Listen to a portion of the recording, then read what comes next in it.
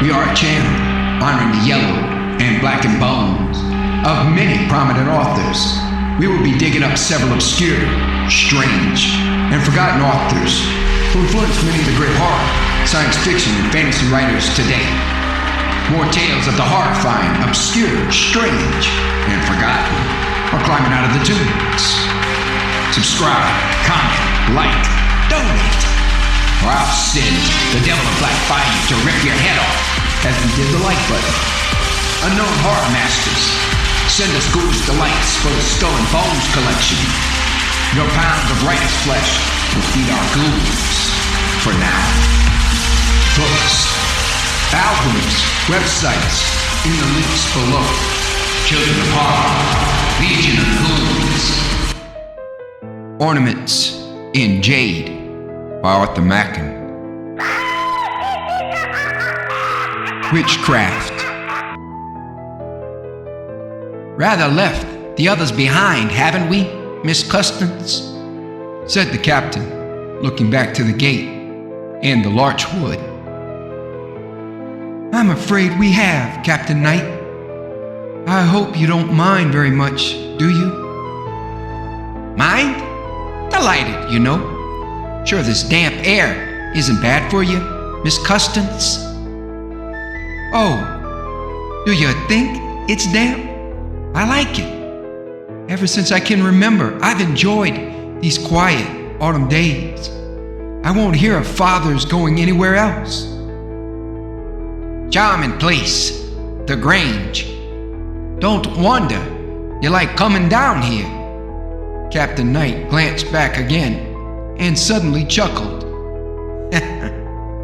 I say, Miss Custance, he said, I believe the whole lot's lost their way. Don't see a sign of them. Didn't we pass another path on the left? Yes. And don't you remember? You wanted to turn off? Yes, of course. I thought it looked more possible, don't you know? That's where they must have gone. Where does it lead? Oh, nowhere exactly. It dwindles and twists about a lot. And I'm afraid the ground is rather marshy. You don't say so. The captain laughed out loud. How awfully sick Ferris will be. He hates crossing Piccadilly if there's a bit of mud about. Poor Mr. Ferris. And the two went on, picking their way on the rough path, till they came in sight of a little old cottage sunken alone in a hollow amongst the woods. Oh, you must come and see Mrs. Wise, said Miss Custance. She's such a dear old thing. I'm sure you'd fall in love with her. And she'd never forgive me if she heard afterwards that we'd passed so close without coming in. Only for 5 minutes, you know. Certainly, Miss Custance. Is that the old lady there at the door? Yes. She's always been so good to us children. And I know she'll talk of our coming to see her for months. You don't mind, do you? I shall be charmed, I'm sure. And he looked back once more to see if there were any appearance of Ferris and his party.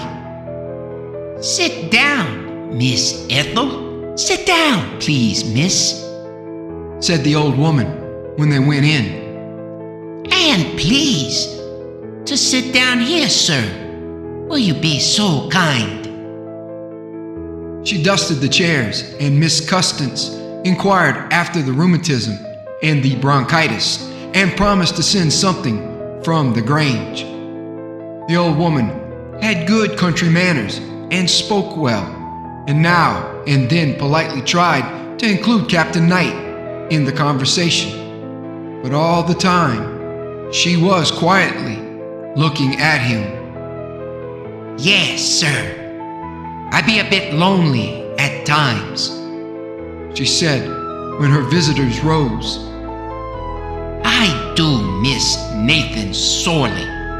You can hardly remember my husband, can you, Miss Ethel? But have the book, sir, and good friends too.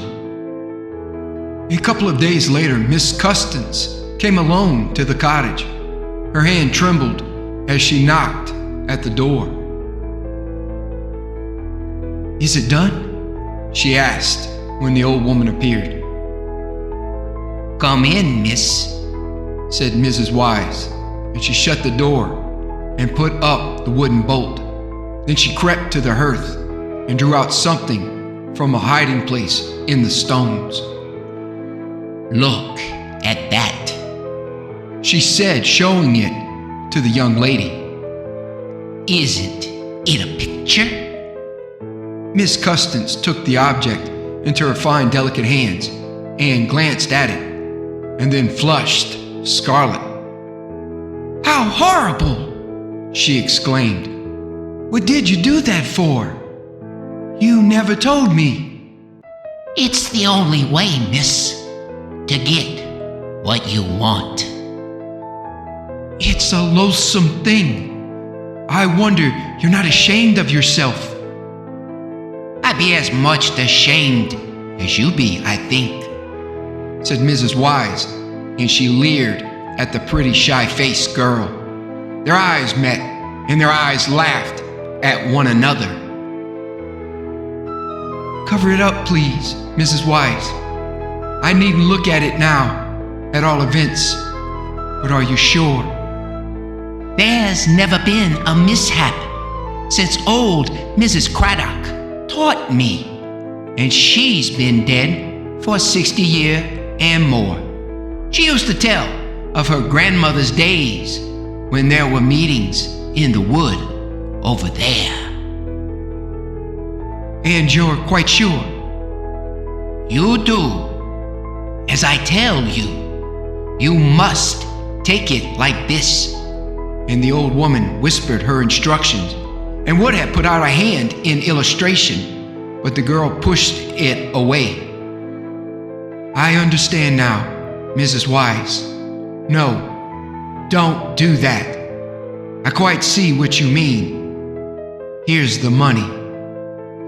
And whatever you do, don't you forget the ointment, as I told you," said Mrs. Wise. "I've been to read to poor old Mrs. Wise," Ethel said that evening to Captain Knight. "She's over 80, and her eyesight is getting very bad." "Very good of you, Miss Custance, I'm sure," said Captain Knight, and he moved away to the other end of the drawing room and began to talk to a girl in yellow with whom he had been exchanging smiles at a distance ever since the men came in from the dining room. That night, when she was alone in her room, Ethel followed Mrs. Wise's instructions. She had hidden the object in a drawer, and as she drew it out, she looked about her, though the curtains were drawing close. She forgot nothing, and when it was done, she listened.